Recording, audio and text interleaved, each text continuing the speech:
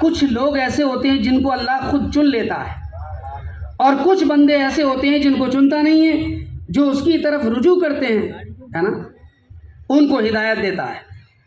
لیکن اللہ ہدایت دیتا ہے جو اس کی طرف رجوع کرتے ہیں، ہے نا، اس کی طرف پلٹو۔ اللہ کو غرض نہیں، اللہ کو مقصد نہیں، اللہ بے نیاز ہے، اللہ الصمد ہے، وہ آپ اس کی طرف چلیں تو اللہ آپ کو ہدایت دے گا۔ لیکن کچھ بندے ایسے ہیں جن کو چن لیتا ہے۔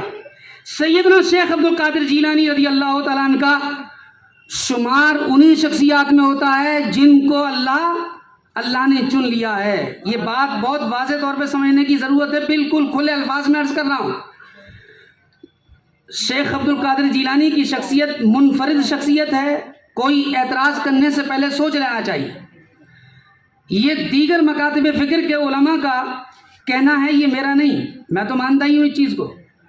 کیا کہنا؟ ان کا یہ کہنا ہے کہ جس طرح قرآن کریم حضرت لقمان حکیم کے بعد نازل ہوا،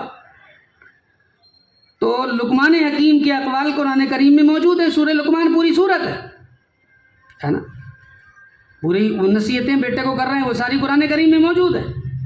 اسی طرح سے شیخ عبد القادر جیلانی کے بعد اگر قرآن نازل ہوتا، یہ تو ممکن ہے نا کہ پہلے بھی پیدا ہو سکتے تھے نا، اللہ جب چاہے پیدا کرے، اس میں کوئی اشکال تھوڑی ہے۔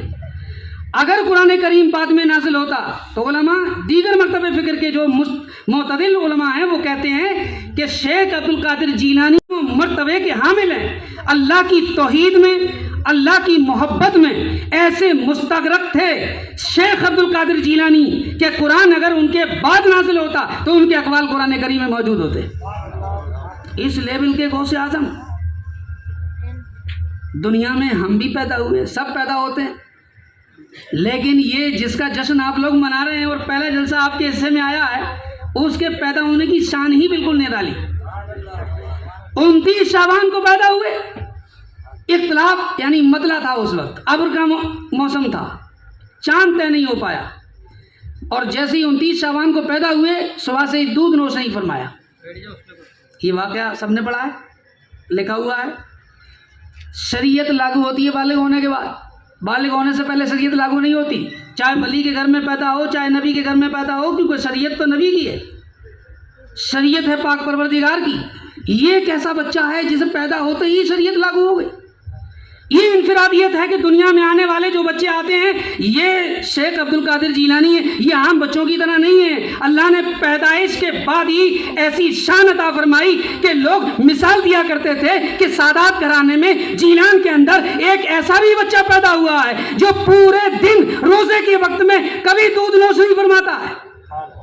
اب آپ کو لگے گا، یا چونکہ میں نے کہا میں مدرسہ قادریہ کا طالب علم ہوں تو میں ادھار نہیں رکھتا ہوں کبھی بھی۔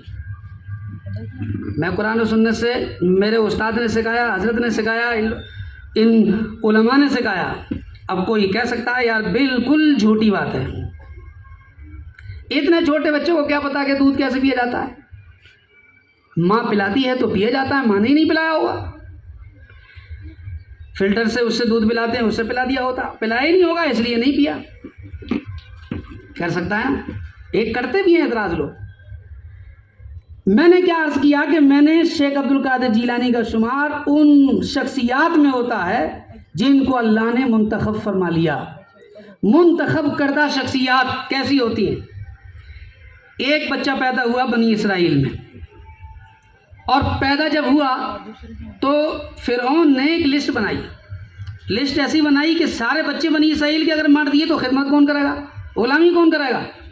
کہا نہیں، اس کا طریقہ یہ ہوگا کہ 1 سال جو بچے پیدا ہوں گے ان کو زندہ رکھا جائے گا، اور 1 سال جو بچے پیدا ہوں گے ان کو مار دیا جائے گا، ان کو قتل کر دیا جائے گا، کیونکہ وہ کاہن جو دے چکے تھے خبر کہ ایک بچہ سلطنت کو تباہ کرے گا۔ یہ فارمولہ طے ہو گیا۔ حضرت ہارون علیہ السلام پیدا ہوئے تو وہ سال تھا جس میں بچوں کو مارا نہیں جا رہا تھا، لیکن حضرت موسیٰ کی پیدائش اسی سال ہوئی جس میں کہ بچوں کو قتل کیا جا رہا تھا۔ روایتوں میں ہے کہ 12,000 کہیں 70,000 تک بچوں کو اس نے قتل کرا دیا۔ اسی وقت میں اسی جو سال بچوں کو مارنے والا تھا پیدا ہو گئے حضرت موسیٰ۔ جب پیدا ہوئے تو ماں ڈر گئی کہ اب کیا ہوگا۔ قرآن کریم کہتا ہے وَأَوْحَيْنَا إِلَىٰ أُمِّ مُوسَىٰ، ہم ہوگی، اس کی عظمت ہوگی، یہ قطبیت کے مقام و مرتبے پر فائز ہوگا، تمام اولیاء کا تاجدار ہوگا، تمام اولیاء کا سردار ہوگا۔ اس کی یہ شان ابھی سے واضح کی جاتی ہے کہ یہ رمضان کے پورے مہینے میں دودھ نوش نہیں فرمایا۔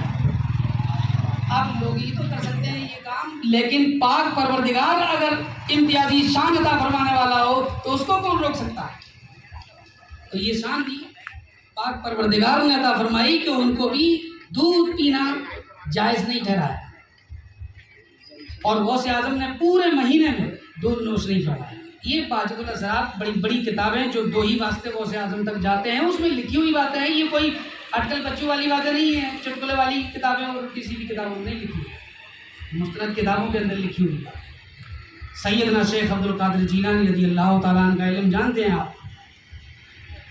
جب پیدا ہونے کا عالم یہ ہو کہ ایک مہینہ دودھ نہ پئیں، ایک بات تو یہ سمجھیں کہ ہمارے غوث پاک نے جس وقت شریعت لاگو نہیں ہوتی رمضان کے مہینے میں دودھ نہیں پیا ہے، شریعت لاگو نہیں ہوئی تب دودھ نہیں پیا، لیکن ہم سب پہ شریعت لاگو ہوتی ہے کہ ہم سب رمضان میں روزہ رکھتے ہیں، پوڑیا گٹکا کوئی نہیں کھاتا، کوئی شریعت کے خلاف کام نہیں کرتا، اگر نہیں کرتا تو وہ عاشق غوث اعظم ہے، اگر نہیں کرتا تو صحیح غوث اعظم